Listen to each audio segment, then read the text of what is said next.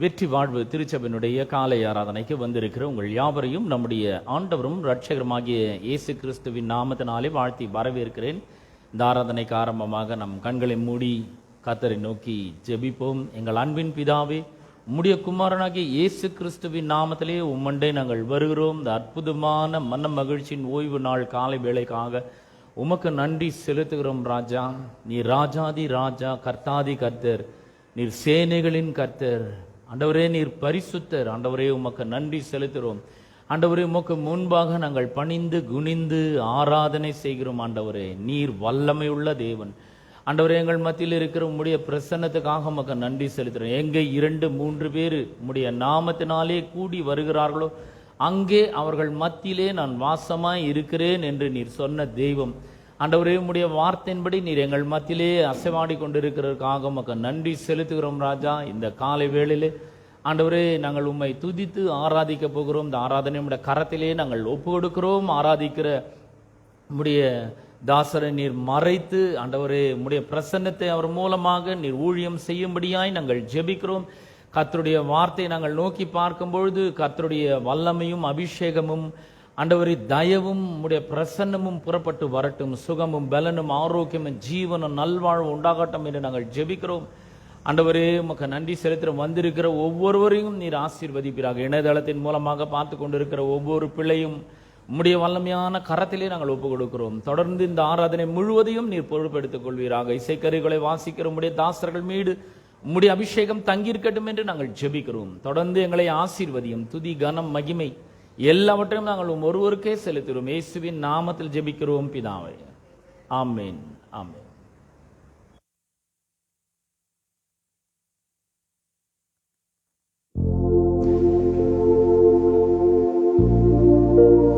ஹல்லேலூயா. இயேசு கிறிஸ்து நமக்காய் சிலுவையிலே பலியானார். நம்முடைய பாவங்களுக்காய் அவர் ரத்தம் சிந்தி நம்மை மீட்டு கொண்டார். நம்முடைய அக்கிரமங்களுக்காய் அவர் அடிக்கப்பட்டு காயப்பட்டார். நமக்கு சுகத்தை உண்டு பண்ணும் ஆக்கினை அவர் மீது வந்தது. அவருடைய தழும்புகளால் நாம் சுகமானோம். இந்த நிச்சயம், நம்பிக்கை, விசுவாசம் நமக்கு இருக்கும் என்று சொன்னால், அவர் இன்று நம்மோடு இருக்கிறார் என்ற விசுவாசம் இருந்தால், எவ்வளவு பெரிய பிரச்சனை துன்பம் வந்தாலும் அவைகளை மிகவும் சுலபமாக நம்மால் கடந்துவிட முடியும். ஹல்லேலூயா. ஒன்றுமில்லாத நம்முடைய வாழ்வை, சீரழிந்து கிடந்த நம்முடைய வாழ்வை சீரமைத்த தேவன் அவர். நம்முடைய சத்துருக்களை எல்லாம் பின்னிட்டு ஓடச் செய்த தேவன் அவர். நாம் இருக்கும் எல்லையிலெல்லாம், நாம் இருக்கின்ற இடத்திலெல்லாம் சமாதானத்தை தருகிற தேவன் அவர். அவர் நமக்கு ரட்சிப்பை தந்திருக்கிறார். நீதி என்னும் மார்க்கவசத்தை அவர் நமக்கு தந்திருக்கிறார். அது மாத்திரமல்ல, மிகப்பெரிய கிருபையை தந்து நம்மை உயர்த்தி வாழ வைத்திருக்கிறார். நம்முடைய நாவிலே விசுவாசம் என்னும் அதிகாரத்தை தந்திருக்கிறார். உலர்ந்து போன நம்முடைய வாழ்வை துளிர்க்கச் செய்கிற தேவன் அவர். ஜீவன் இல்லாத நம்முடைய வாழ்விலே ஜீவனை கொடுக்கிற தேவன் அவர். ஆமென். ஏனென்றால் அவர் இன்றைக்கும் ஜீவனுள்ள தேவனாயிருக்கிறார். ஹல்லேலூயா. அவர் நம்மோடு பேசுகிற தேவனாயிருக்கிறார். ஆமென். ஆகவே அவர் செய்த அநேக நன்மைகள், நம்முடைய வாழ்க்கையிலே அவர் செய்த அநேக நன்மைகளை குறித்து பாடி இன்றைக்கு நாம் போற்றி புகழப் போகிறோம். நம் தேவனை ஆராதித்து பாடுவோம்.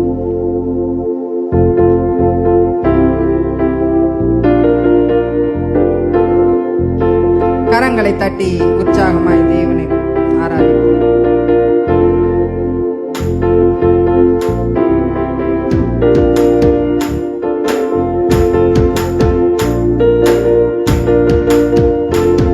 நான் ஆராதிக்கும் இயேசு என்றும் ஜீவிக்கிறாரே.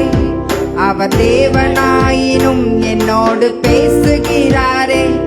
நான் ஆராதிக்கும் இயேசு என்றும் ஜீவிக்கிறாரே. அவர் தேவனாயினும் என்னோடு பேசுகிறாரே. அவர் அவர் சிந்தின ரத்தம் மீட்பை தந்தது. அவர் கொண்ட காயங்கள் சுக வாழ்வை தந்தது. அவர் சிந்தின ரத்தம் மீட்பை தந்தது. அவர் கொண்ட காயங்கள் சுக வாழ்வை தந்தது. அவர் என்னோடு இருந்தால் ஒரு சேனைக்குள் பாய்வே. அவர் என்னோடு இருந்தால் ஒரு மதிலை தாண்டுவே. இயேசு என்னோடு இருந்தால் ஒரு சேனைக்குள் பாய்வே. அவர் என்னோடு இருந்தால் ஒரு மதிலை தாண்டுவே.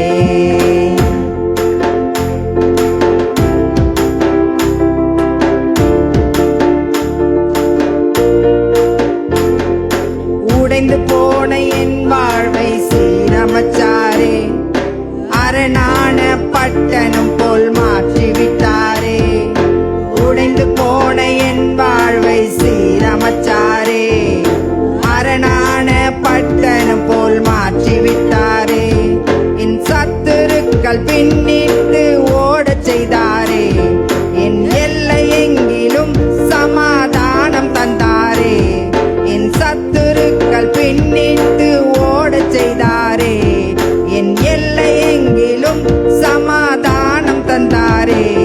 அவர் செய்த நன்மைய நான் சொல்லி துதிப்பேன். அவர் செய்த நன்மைய நான் சொல்லி துதிப்பேன்.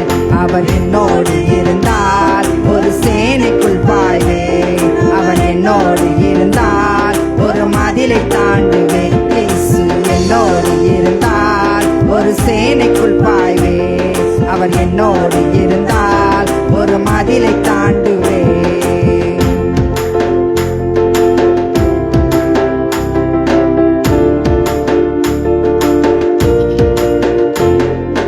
ரட்சிப்பின் வஸ்திரத்தை உடுத்து விட்டாரே. நீதி என்னும் மார்க்கவசம் எனக்கு தந்தாரே. ரட்சிப்பின் வஸ்திரத்தை உடுத்து விட்டாரே.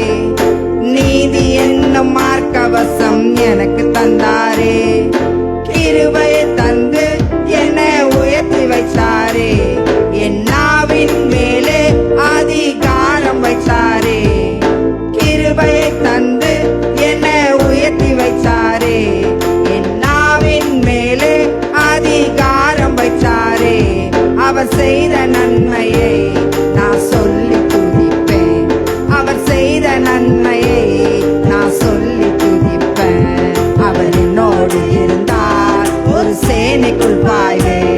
அவர் என்னோடு இருந்தால் ஒரு மதிலை தாண்டுவேன். இயேசு என்னோடு இருந்தால் ஒரு சேனைக்குள் பாய்வே.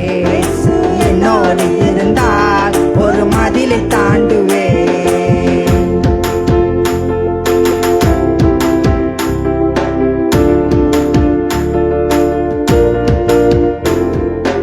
உலர்ந்து போன என் கோளை துளிர்க்க செய்தாரே. ஜீவனற்ற என் வாழ்வில் ஜீவன் தந்தாரே. உலர்ந்து போன என் கோளை துளிர்க்க செய்தாரே. ஜீவனற்ற என் வாழ்வில் ஜீவன் தந்தாரே. ஒரு சேனையைப் போல என்னை எழும்பச் செய்தாரே. என் தேசத்தை சுதந்தரிக்கும் பலனை தந்தாரே. ஒரு சேனையைப் போல என்னை எழும்பச் செய்தாரே. என் தேசத்தை சுதந்தரிக்கும் பலனை தந்தாரே. அவர் செய்த நன்மையை நான் சொல்லி துதிப்பேன். அவர் செய்த நன்மையை நான் சொல்லி துதிப்பேன். அவர் என்னோடு இருந்தார் ஒரு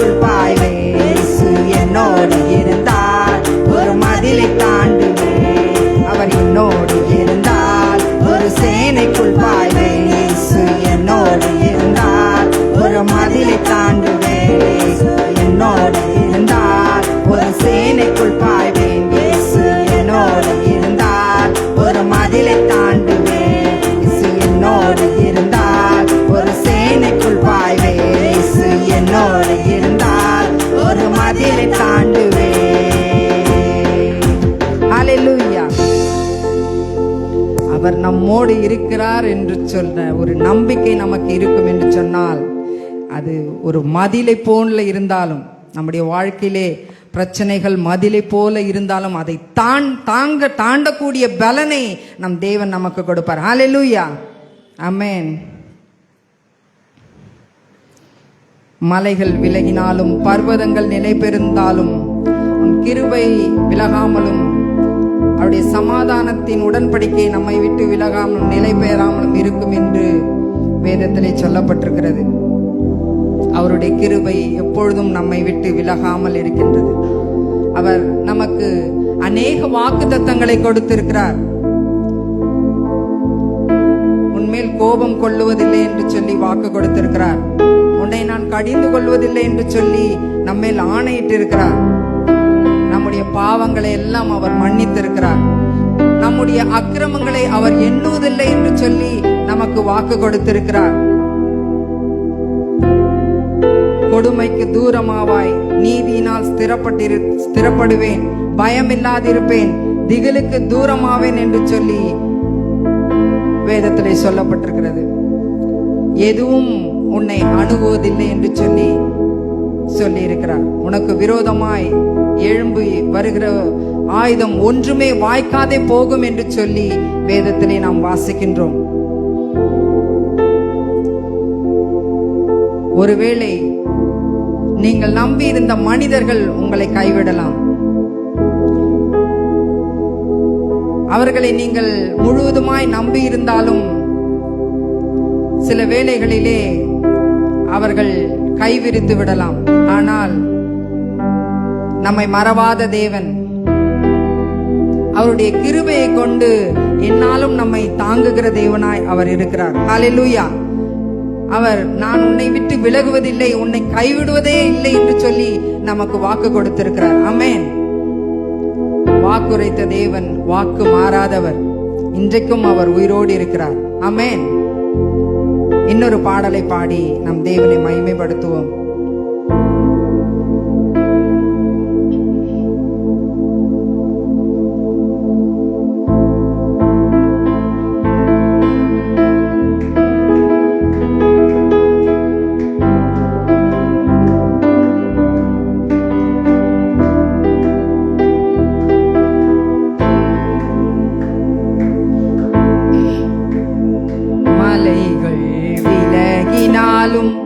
பர்வதங்கள் நிலை பெயர்ந்தாலும் கிருபை விலகாது, சமாதானம் நிலை பெயராது.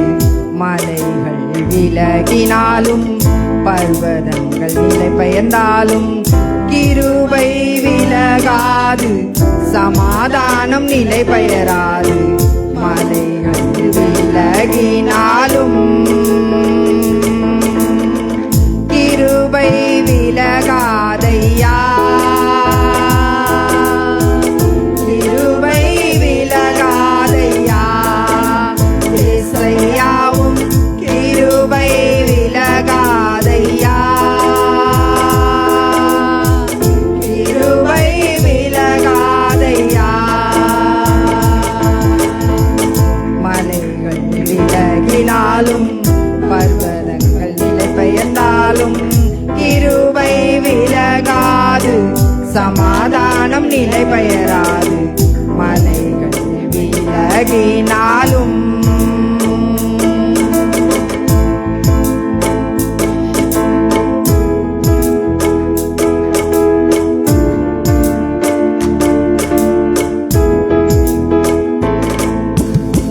கோபம் கொள்வதில்லை என்று வாக்குரைத்தீர், கடிந்து கொள்வதில்லை என்று ஆணையிட்டீர். என்மேல் கோபம் கொள்வதில்லை என்று வாக்குரைத்தீர், கடிந்து கொள்வதில்லை என்று ஆணையிட்டீர்.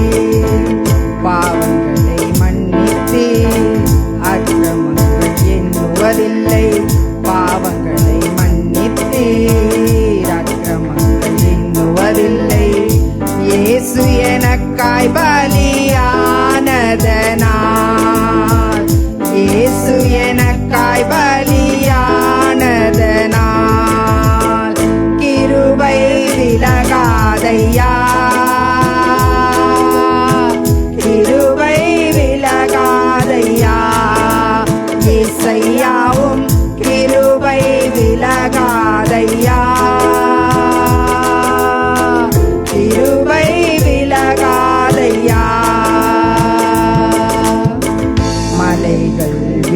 விலகினாலும் பர்வதங்கள் நிலை பெயர்ந்தாலும் கிருபை விலகாது, சமாதானம் நிலை பெயராது. மலைகள் விலகினாலும்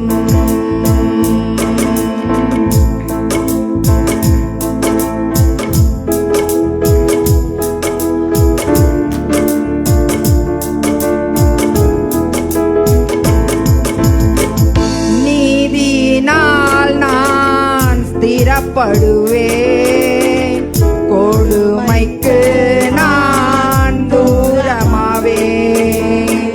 நீதியினால் நான் ஸ்திரப்படுவேன், கொடுமைக்கு நான் தூரமாவேன்.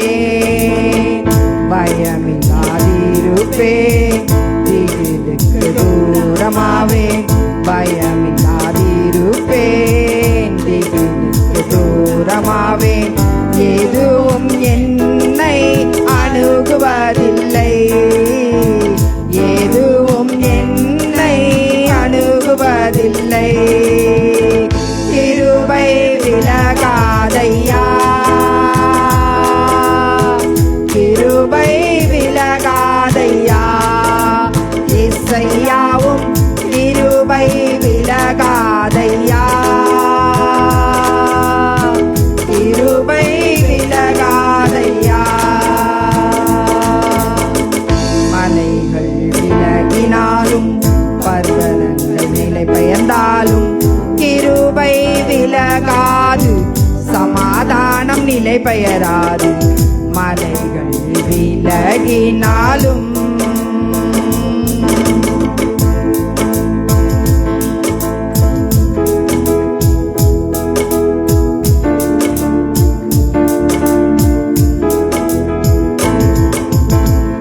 எனக்கு விரோதமாய் எழும்பும் ஆயுதம் வாய்க்காதே போகும் என்று வாக்களித்தீர்.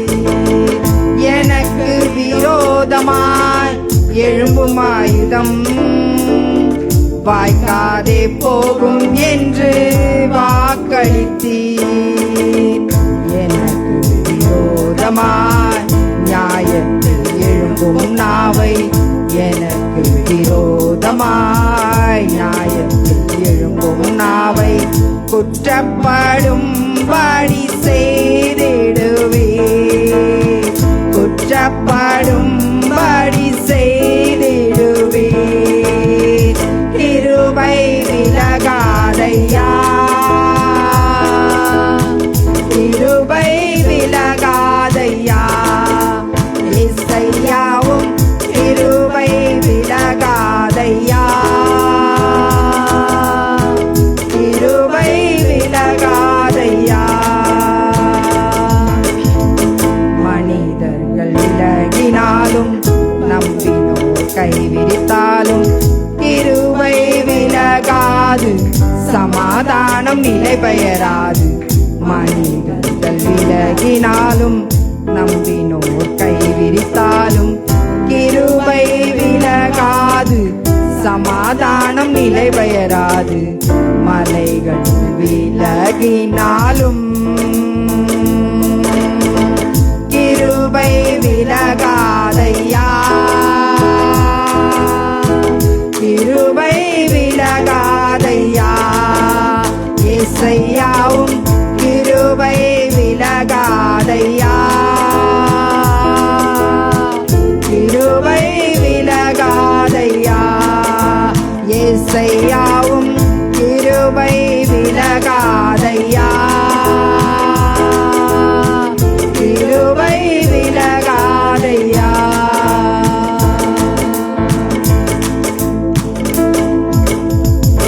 ஆமென், ஹல்லேலூயா. நம் அனைவரும் எழுந்து நின்று தேவனை ஆராதிப்போம். சேனைகளின் கர்த்தர் பரிசுத்தர், ஒருவராய் சாவாமை உள்ளவர், சேரக்கூடாத ஒளியில் வாசம் பண்ணுகிற தேவன் அவர். இந்த முழு உலகத்தையும் வார்த்தையினாலே சிருஷ்டித்த தேவன் அவர். ஆதியும் அந்தமுமானவர், அல்பாவும் ஒமேகாவுமானவர், இருந்தவரும் இருப்பவருமாக இருக்கின்றவர், சீக்கிரமாக வரப்போகின்ற தேவன் நம்முடைய தேவன். ஆமென். எல்லா நாமத்துக்கும் மேலான நாமம் இயேசு என்கின்ற நாமம். அவருக்கு முன்பாய் முடங்காத முழங்கால்கள் இல்லை. ஆமென். துதி, கன, மகிமை, மேன்மைக்கு பாத்திரர் அவர். அவரை நாம் ஆராதிப்போம்.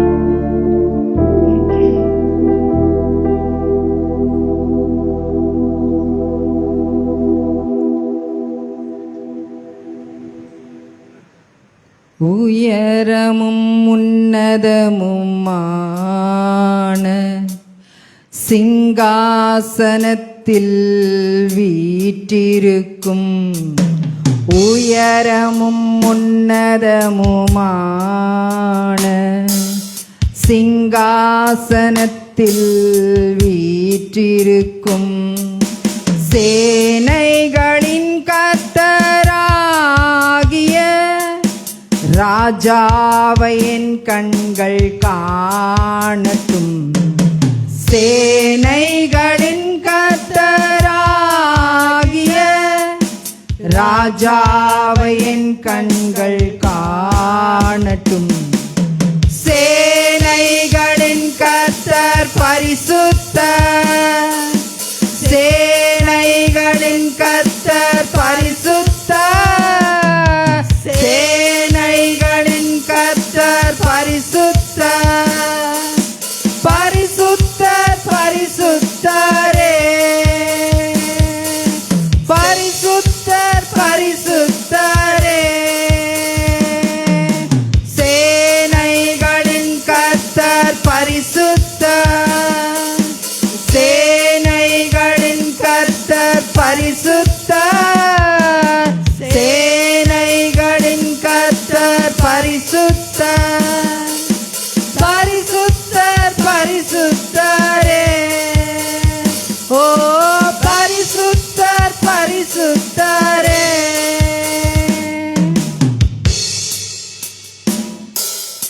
ஒருவராய் சாவாமை உள்ளவரவர், சேரக்கூடா ஒளிதனில் வாசம் செய்பவர். ஒருவராய் சாவாமை உள்ளவரவர், சேரக்கூடா ஒளிதனில் வாசம் செய்பவர். அகிலத்தை வார்த்தையால் சிருஷ்டித்தவர், இயேசுவே உம்மையே ஆராதிப்பேன். அகிலத்தை வார்த்தையால் சிருஷ்டித்தவர், இயேசுவே உம்மையே ஆராதிப்பேன்.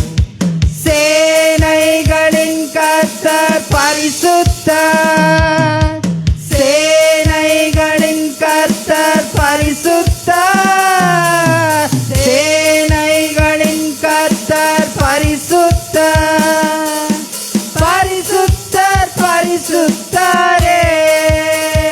ஓ பரிசுத்தர் பரிசுத்தரே.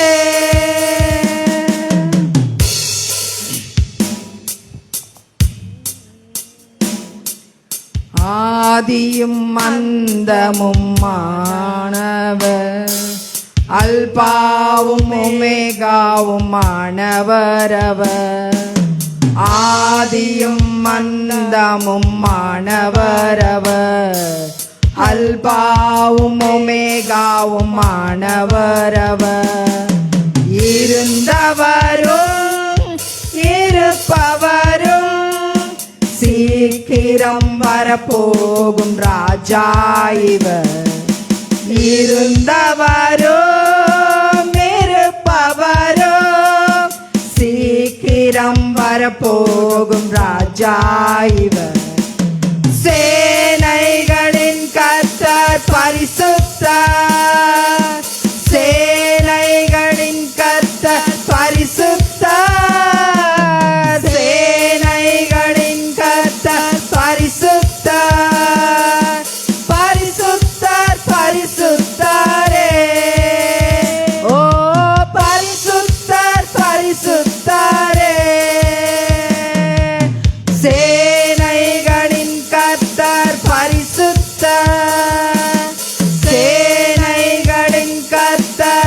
பரிசுத்தர், சேனைகளின் கர்த்தர் பரிசுத்தர், பரிசுத்தர் பரிசுத்தரே. ஓ பரிசுத்தர் பரிசுத்தரே.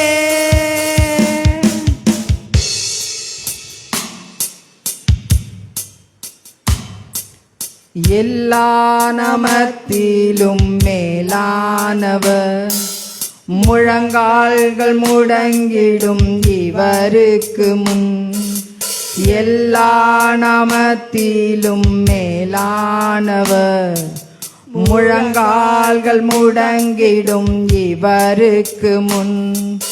துதி கன மகிமைக்கு பாத்திரரே, தூயவர் இயேசுவை உயர்த்திடுவே. துதி கன மகிமைக்கு பாத்திரரே, தூயவர் இயேசுவை உயர்த்திடுவேன். எல்லோரும் சேனைகளின் கர்த்தர் பரிசுத்தர், சேனைகளின் கர்த்தர் பரிசுத்தர், சேனைகளின் கர்த்தர் பரிசுத்தர், பரிசுத்தர் பரிசுத்தரே. ஓ பரிசுத்தர் பரிசுத்தரே. சேனைகளின் கர்த்தர் பரிசுத்தர், சேனைகளின் கர்த்தர் பரிசுத்தர், சேனைகளின் கர்த்தர் பரிசுத்தர், பரிசுத்தர் பரிசுத்தரே. ஓ பரிசுத்தர் பரிசுத்தரே. இன்னும் ஒரு முறை. சேனைகளின் கர்த்தர் பரிசுத்தர், சேனைகளின் கர்த்தர் பரிசுத்தர், சேனைகளின் கர்த்தர் பரிசுத்தர், பரிசுத்தர் பரிசுத்தரே. ஓ பரிசுத்தர் பரிசுத்தரே. ஓ பரிசுத்தர் பரிசுத்தரே. ஆமென். ஹல்லேலூயா. ஆமென். ஆண்டவரே, சேனைகளின் கர்த்தர் நீர் பரிசுத்தர். அப்பா, உம்மை நன்றியோடு துதிக்கிறோம், உம்மை நன்றியோடு துதிக்கிறோம் ஆண்டவரே. அப்பா, உம்முடைய ஒரே ஒரு வார்த்தையினாலே இந்த முழு உலகத்தையும் நீர் சிருஷ்டித்தீரே. அப்பா, உம்மை நன்றியோடு துதிக்கிறோம், ஸ்தோத்தரிக்கிறோம். ஒருவராய் சாவாமை உள்ளவரே, உம்மை நன்றியோடு துதிக்கிறோம். ஒருவரும் சேரக்கூடாத ஒளிதனில் வாசம் பண்ணுகிற எங்கள் தேவனே, உம்மை நன்றியோடு துதிக்கிறோம். அப்பா, ஸ்தோத்தரிக்கிறோம் ஆண்டவரே. அப்பா, அல்பாவும் ஒமேகாவும் ஆனவரே, ஆதியும் அந்தமும் ஆனவரே, உம்மை நன்றியோடு துதிக்கிறோம், ஸ்தோத்தரிக்கிறோம் ராஜா. ஹல்லேலூயா ஹல்லேலூயா. உம்மை நன்றியோடு துதிக்கிறோம், நன்றியோடு துதிக்கிறோம். வல்லவரே, நல்லவரே, போதுமானவரே, வாக்கு மாறாத எங்கள் தேவனே, ஒருவராய் பெரிய காரியங்களை செய்கிற எங்கள் அன்பின் தேவனே, உம்மை துதிக்கிறோம் அப்பா, ஸ்தோத்தரிக்கிறோம் ராஜா. நன்றி செலுத்துகிறோம், நன்றி செலுத்துகிறோம். இந்த அருமையான காலை வேளைக்காய் நன்றியோடு துதிக்கிறோம் அப்பா. எங்கள் மத்தியிலே நீர் இப்பொழுது ஆண்டவரே பிரசன்னமாகி இருப்பதனால் உம்மை நன்றியோடு துதிக்கிறோம், ஸ்தோத்தரிக்கிறோம் ராஜா. இந்த ஆராதனை வேளையிலே அப்பா, உம்முடைய பரிசுத்த ஆவியானவரால் நீர் நிறைத்து அப்பா, இந்த இடம் முழுவதிலும் நீர் ஆட்கொண்டீரே, உம்மை நன்றியோடு துதிக்கிறோம் அப்பா, ஸ்தோத்தரிக்கிறோம் ராஜா. அப்பா, வந்திருக்கிற ஒவ்வொருவரையும் தேவரீர் ஆண்டவரே நீர் ஆசீர்வதிக்கும்படியாக நாங்கள் செபிக்கிறோம். ஒவ்வொருவரையும் உம்முடைய கரங்களிலே ஒப்பு கொடுக்கிறோம் தகப்பனே. அப்பா, எந்த நிலைமையிலே அவர்கள் வந்திருக்கிறார்கள் என்பதை நீர் அறிந்திருக்கிறீர் ஆண்டவரே. அப்பா, உம்முடைய கிருபை, உம்முடைய இரக்கம், உம்முடைய தயவு இவர்கள் ஒவ்வொருவர் மீதும் இறங்குவதாக அப்பா, உம்மை நன்றியோடு துதிக்கிறோம், ஸ்தோத்தரிக்கிறோம் ராஜா. பலவீனமாய் வந்தவர்கள் ஆண்டவரே இங்கிருந்து பலவீனமாகவே திரும்பாமல் தேவரீருடைய ஆண்டவரே பலனை பெற்றுக்கொண்டு திரும்ப தேவரீர் உதவி செய்யும்படியாய் நாங்கள் செபிக்கிறோம் தகப்பனே. அப்பா, எங்களுக்காய் நீர் சிலுவையிலே மரித்தீரே, எங்களுக்காய் எங்களுடைய கர்த்தாவே வியாதிகளையும் வேதனைகளையும் கஷ்டங்களையும் துன்பங்களையும் நீர் சுமந்து தீர்த்தீரே அப்பா. உம்மை நன்றியோடு துதிக்கிறோம் ஆண்டவரே. இனி அவைகளை நாங்கள் சுமக்க வேண்டிய அவசியம் இல்லை தகப்பனே. அப்பா, உமக்கு ஸ்தோத்திரம், நன்றி செலுத்துகிறோம். ஆகவே ஆண்டவரே, வந்தவர்கள் வந்த வண்ணமாய் அல்ல ஆண்டவரே, அப்பா உம்முடைய வெளியேற பெற்ற சுகத்தை, உம்முடைய வெளியேற பெற்ற பலத்தை, உம்முடைய வெளியேற பெற்ற சமாதானத்தை பெற்றவர்களாய் இங்கிருந்து திரும்ப தேவரீர் உதவி செய்யும்படியாய் நாங்கள் ஜெபிக்கிறோம் தகப்பனே. உம்மை நன்றியோடு துதிக்கிறோம் அப்பா, ஸ்தோத்தரிக்கிறோம். வார்த்தையின் வேளையிலே வார்த்தையை பேசுகிற தாசனை மறைத்து ஆவியானவர் வெளிப்படும்படியாய் ஜெபிக்கிறோம் கர்த்தாவே. அவருக்குள்ளாயிருந்து வெளிப்படுகிற ஒவ்வொரு வார்த்தையும் வல்லமையுள்ள வார்த்தைகளாய் வந்திருக்கிற ஒவ்வொருவருக்கும் அது ஔஷதமாய் காணப்பட, அப்பா பிரயோஜனம் உள்ளதாய் காணப்பட தேவரீர் உதவி செய்யும்படியாய் நாங்கள் ஜெபிக்கிறோம் தகப்பனே. அப்பா உம்மை நன்றியோடு துதிக்கிறோம், ஸ்தோத்தரிக்கிறோம். மீதியான வேளையை நீர் பொறுப்பெடுத்துக் கொள்வீராக. துதி கன மகிமை மேன்மை யாவற்றையும் உம்மொருவருக்கே செலுத்துகிறோம். இயேசுவின் மூலம் ஜெபிக்கிறோம் நல்ல பிதாவே, ஆமென்.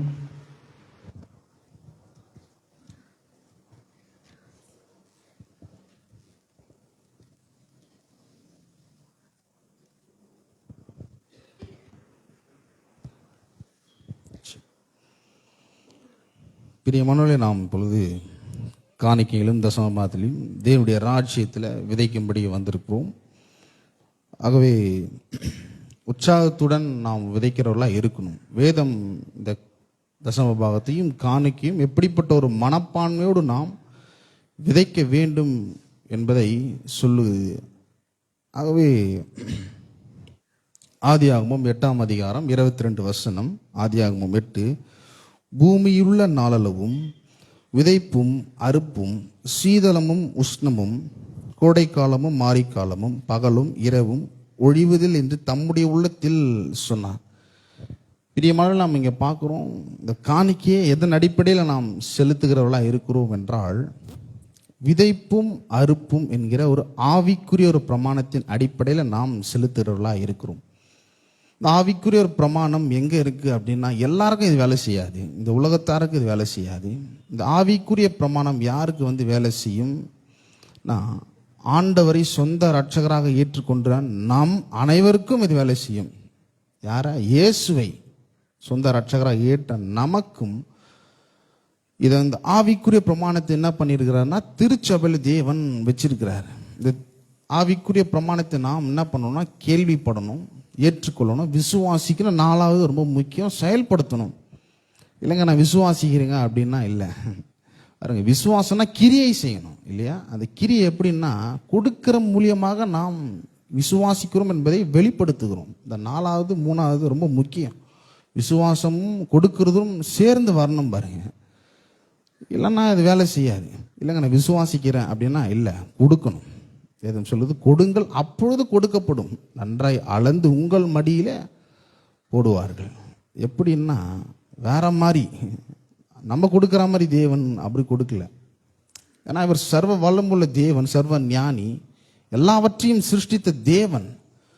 நம்முடைய வாழ்க்கையில பணத்தை குறித்த ஒரு சிறந்த ஒரு கண்ணோட்டத்தை இந்த தேவன் கொடுக்கிறார். நமக்கு அந்த விருப்பம் உண்டாகணும்னு தான் என்ன பண்றாருன்னா உங்கள் ஒவ்வொருவரையும் இதை செய்யணும்னு விரும்புறாரு. இதை எந்த மனுஷனும் பிசாசும் தடுக்க முடியாது. இல்லைங்க தேவன் அவனை மட்டும் தான் ஆசீர்வதிக்கிறார், என்ன ஆசீர்வதிக்கப்படாது அப்படி சொல்லக்கூடாதுன்று தான் என்ன பண்றாருன்னா பொதுவாக திருச்சபையில் இந்த ஆவிக்குரிய பிரமாணத்தை வச்சிருக்கிறாரு. நாம் ஒவ்வொருவரும் இதை செயல்படுத்தும் பொழுது இந்த ஆவிக்குரிய பிரமாணத்தை ஏராளம் தாராளமாய் நம்முடைய வாழ்க்கையை தேவன் ஆசீர்வதிக்க விரும்புகிறார். அவருடைய விருப்பத்தை நம்முடைய வாழ்க்கையில் உட்புகுத்தணும்னு விரும்புகிறார். அவருடைய விருப்பம் நம்முடைய விருப்பமாக மாற வேண்டும். ஆகவே தான் தேவன் என்ன பண்ணுகிறாருன்னா இந்த காணிக்கையும் தசம பாகத்தையும் அவருடைய ராஜ்யத்தில் நம்ம விதைக்கிறவர்களாக இருக்கிறோம். பாருங்க, இந்த 2 ராஜ்யம் இருக்கு. நாம் கண்ணால் பார்க்குற ஒரு ராஜ்யம் இருக்கு, கண்களால் பார்க்க கூடாத ராஜ்யம் இருக்கு. நாம் எந்த ராஜ்யத்துக்குரியவர்கள் அப்படி என்றால் தேவனுடைய ராஜ்யத்துக்குரியவர்கள். இயேசு சொல்லுகிறார், முதலாவது ஃபர்ஸ்ட் திங் அப்படின்னா என்ன? முதலாவது நீ எதை பார்க்கணும்? தேவனுடைய ராஜ்யத்தை தேடுகிறவர்களா இருக்கணும். இந்த கண்ணில் பார்க்குற ராஜ்யத்தை நம்ம தேடுகிறவர்களா இருக்கக்கூடாது. இதை பார்த்தோன்னா நிச்சயமா தோல்வி, கண்ணீர், பயம், பசி, வேதனை இதெல்லாம் அண்டம். அதனால தான் தேவன் சொல்லுகிறார், நீங்க உலகத்துக்குரியவர்கள், நீங்கள் என்னுடையவர்கள். என்ன சொல்றாருன்னா முதலாவது தேவனுடைய ராஜ்யத்தை தேடுங்கள், அவருடைய நீதியும் தேட வேண்டும். முதலாவது தேவனுடைய ராஜ்யம் நீதினா என்ன அப்படி என்ன பண்ணணும்னா அவருடைய வார்த்தைக்கு நாம் செவி கொடுக்கிறவர்களாக இருக்கணும். இதுதான் பாருங்க தேவனுடைய ராஜ்யம். இந்த பணத்துக்கோ இந்த பொண்ணு வெள்ளி இதுக்கோ பாருங்க இது செயல்படலை. அவருடைய ராஜ்யம் எதற்கு மதிப்பு கொடுக்குது அப்படின்னா அவருடைய வார்த்தைக்கு மதிப்பு கொடுக்குது.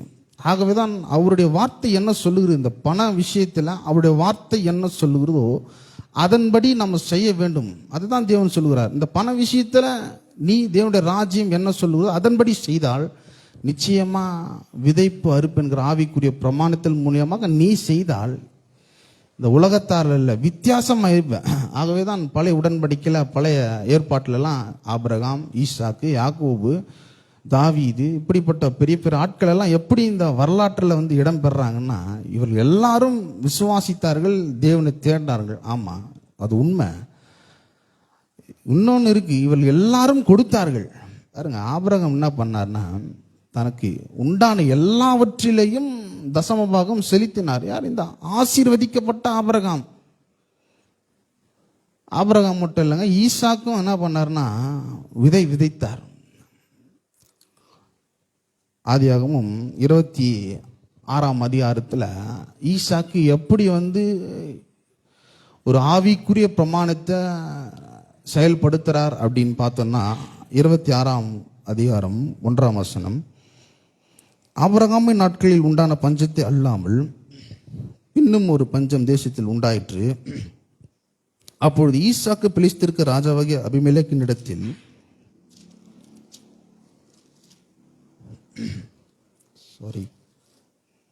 அப்போது ஈசாக்கு பெலிஸ்தருக்கு ராஜாவாகி அபிமெலேக்கினிடத்தில் கோராருக்கு போனான்.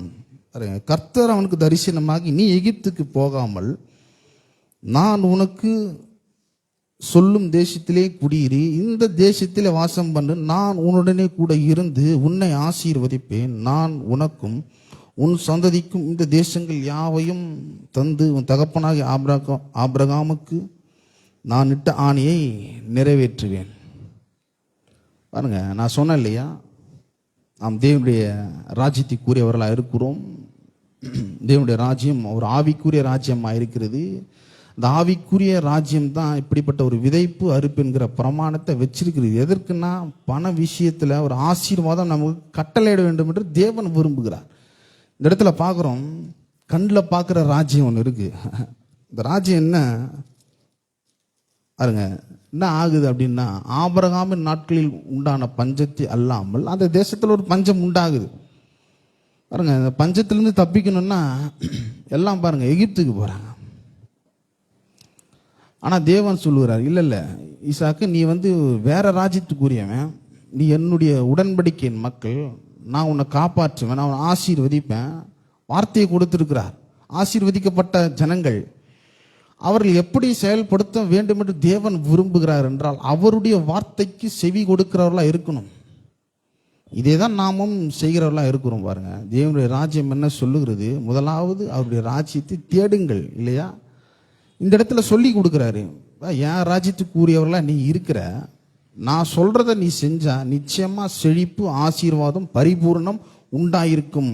பாருங்க, காணக்கூடியது என்னன்னா பஞ்சம், ஒண்ணுமே இல்லை, பசி, வறுமை, இதுதான் இருக்கிறது. ஆனா தேவன் சொல்லுகிறார், இந்த தேசத்துல குடியிரு, இந்த தேசத்துல வாசம் பண்ணு. எந்த தேசத்துல? பஞ்ச தேசத்துல. நிச்சயமா பாருங்க, அவர் விதைக்கும் பொழுது எப்படிப்பட்ட ஒரு ஆசீர்வாதம் உண்டாகுது. 12ஆம் வசனம், ஈசாக்கு அந்த தேசத்தில் விதைத்தான், கர்த்தர் அவனை ஆசீர்வதித்ததினால் அந்த வருஷத்தில் 100 மடங்கு பலன் அடைந்தான். அவன் ஐஸ்வர்யவனாகி வர வர விருத்தி அடைந்து மகா பெரியவனானான். பாருங்க, ஒரு வித்தியாசமா இருக்கு இல்லையா. கண்களை பார்க்கிற ஒரு ராஜ்யம் ஒன்று இருக்குது. அது என்னன்னா பஞ்சத்தை குறிக்கிறது, பசியை குறிக்கிறது, வேதனையை குறிக்கிறது. ஆனா அந்த நேரத்திலையும் நாம் ஆவிக்குரிய ஒரு மக்களா இருக்கிறோம். அங்க தேவன் என்ன சொல்லுகிறார்னா, இந்த தேசத்துல இரு, நான் சொல்றதை செய். பண விஷயத்துல தேவனுடைய ராஜ்யம் வார்த்தை என்ன சொல்லுகிறதோ அதை நாம் நிச்சயமா செய்தால் நாம் ஆவிக்குரியவர்கள் என்பதை நாம் இங்க வெளிப்படுத்துகிறோம். எந்த தேசத்துல விதைக்கிறார் அப்படின்னா அந்த பஞ்ச தேசத்துல விதைக்க சொல்றார். கொஞ்சம் வேடிக்கையான விஷயமா தான் இருக்கு. அவர் விதைக்கும் பொழுது என்ன பண்றாருன்னா, கர்த்தர் அவனை ஆசீர்வதித்தினால் அந்த வருஷத்தில் 100 மடங்கு பலனடைந்தான். அவன் ஐஸ்வர்யவனாகி வர வர விருத்தி அடைந்தான். நம்முடைய வாழ்க்கையிலும் இப்படிப்பட்ட ஒரு ஆசீர்வாதத்தை அவர் ஆசீர்வதிக்கணும்னு விரும்புறாரு. அந்த விருப்பம் நம்முடைய விருப்பமாக மாற வேண்டும் என்றால் நாம் அவருடைய வார்த்தை என்ன சொல்கிறோம் அதன்படி நாம் செய்ய வேண்டும். அதன்படி இந்த பண விஷயத்துல தேவன் சொல்ற போல செய்யலைன்னா நிச்சயமா சொல்றேன், செழிப்பு உண்டாகாது, ஆசீர்வாதம் உண்டாகாது, பரிபூரணம் உண்டாகாது, நிறைவு உண்டாகாது. ஏன்னா நாம் ஆவிக்குரிய மக்கள். பண விஷயத்துல தேவன் என்ன சொல்லுகிறாரோ அந்த வார்த்தையின்படி நாம் செய்ய வேண்டும். செய்தால் என்ன ஆகும் என்றால் வித்தியாசமாய் தேவன் நம்மை இயற்கைக்கு அப்பாற்பட்ட விதத்தில் போஷிப்பார். பாருங்க, வெள்ளிக்கிழமை எல்லாம் ஓட்டு போட்டிருப்பீங்க நான் நம்புறேன். நானும் ஓட்டு போனேன் பாருங்க. அங்கே ஒரு போதகரை பார்த்தேன், ஒரு பாஸ்டரை பார்த்தேன். எனக்கு தெரிஞ்ச ஒரு பாஸ்டர். அவரை பார்க்கும்பொழுது பேசிட்டு இருந்தார். நான் கேட்டேன், ஊழியங்கள்லாம் எப்படி போயிட்டுருக்கு பாஸ்டர் அப்படின்னு. நல்லா போயிட்டுருக்கு, நான் நல்லா செய்கிறேன் அப்படி இப்படின்னாரு. நல்லா சொன்னார். நான் உலகத்தில் நல்லா செய்கிறேன். அங்கே ஃப்ரான்ஸுக்கு போகிறேன், இங்கே போகிறேன், அங்கே அமெரிக்கா போகிறேன், அங்கே போகிறேன்னாரு. நான் கேட்டேன், அப்புறம் பாஸ்டர் அவர் நல்லா சாங்கில் எழுதுவார். நான் கேட்டேன், சாங்ஸில் என்ன எப்படி போயிட்டுருக்கு அப்படின்னு கேட்டேன் பாருங்க. ஐயோ அது ஏன் கேட்குறேன், ஒரு பாட்டுக்கு 60,000 ரூபாய் ஆகுது அப்படின்னாரு.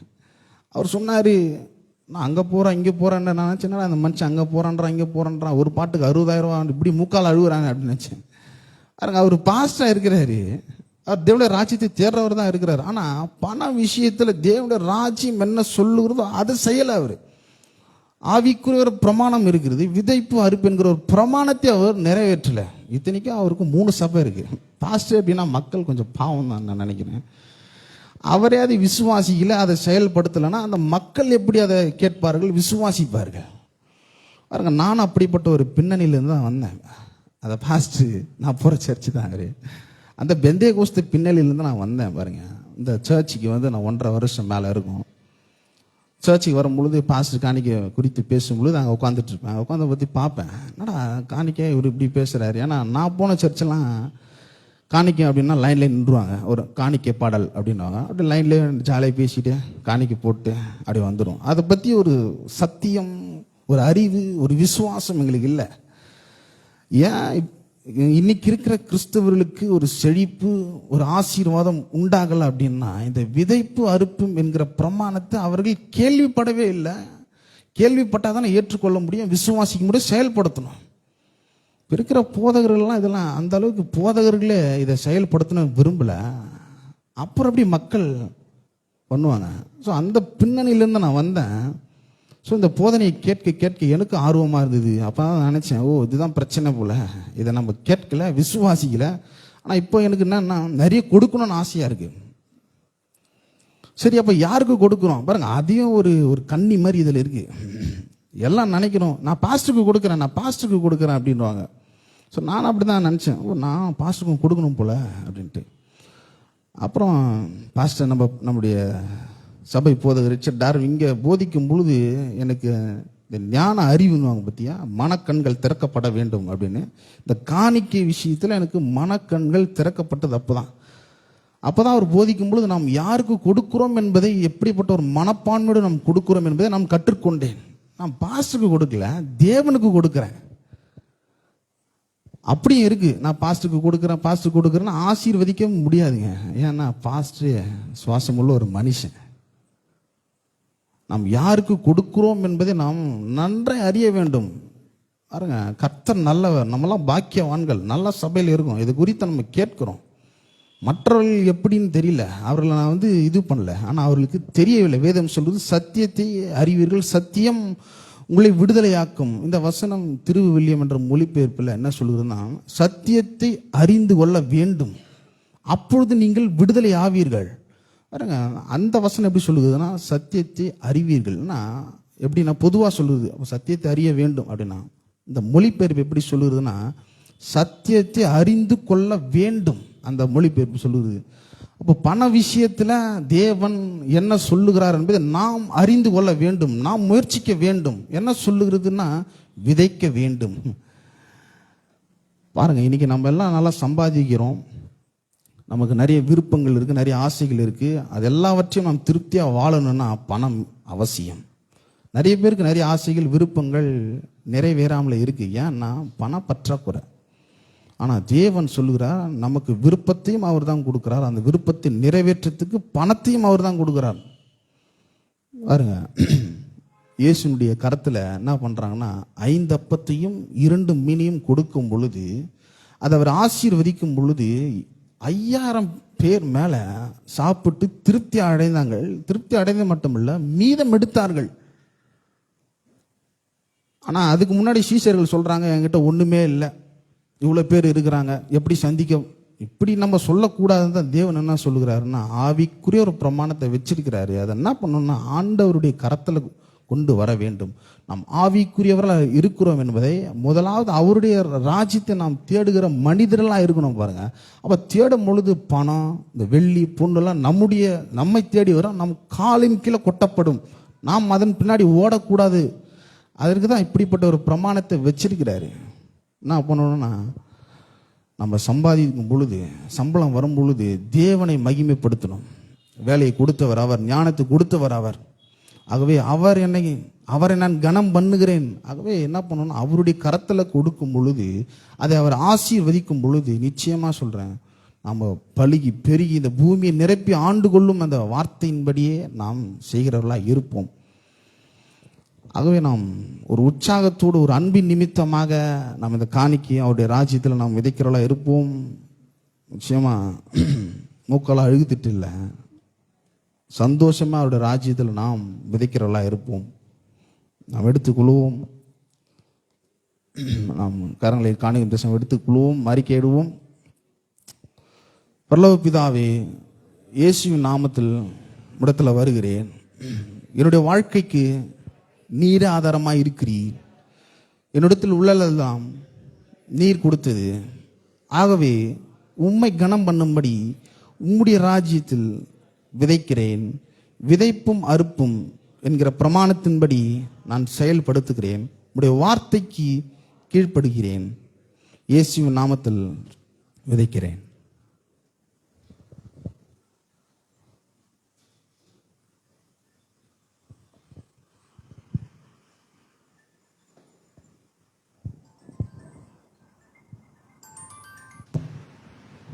நாம் அனைவரும் எழுந்து நின்று சங்கீதம் மாறி மாறி வாசிப்போம். வாசிக்கும்படி தெரிந்து கொள்ளப்பட்ட சங்கீதம் 29. சங்கீதம் 29. பலவான்களின் புத்திரரே, கர்த்தருக்கு மகிமையையும் வல்லமையையும் செலுத்துங்கள். கர்த்தருக்கே அதை செலுத்துங்கள்.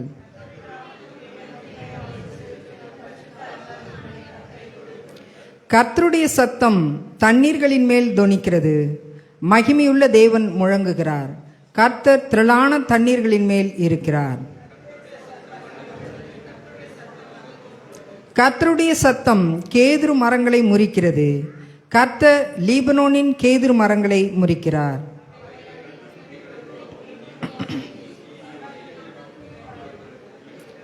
கர்த்தருடைய சத்தம் அக்கினி ஜுவாலைகளை பிளக்கும்.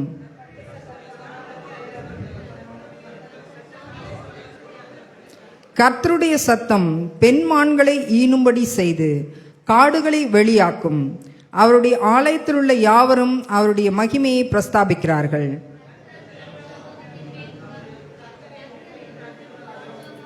நாம் அனைவரும் சேர்ந்து வாசிப்போம்.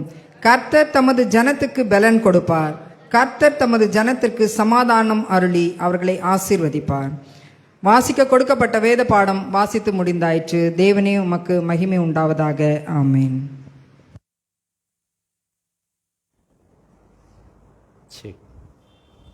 பிரியமானவர்களே, இப்பொழுது நம்முடைய சபையை சார்ந்த நம்முடைய கேப்ரியல் பிரீத் அவர்களுடைய மகள்கள் ஜாய் கிருபாவும் ஆனி குட்டியும் ஒரு சிறப்பு பாடலை பாட வருகிறார்கள். அவர்களை கரங்களை தட்டி நாம் வரவேற்போம். அந்த மைக் கொடுங்க, அந்த மைக்.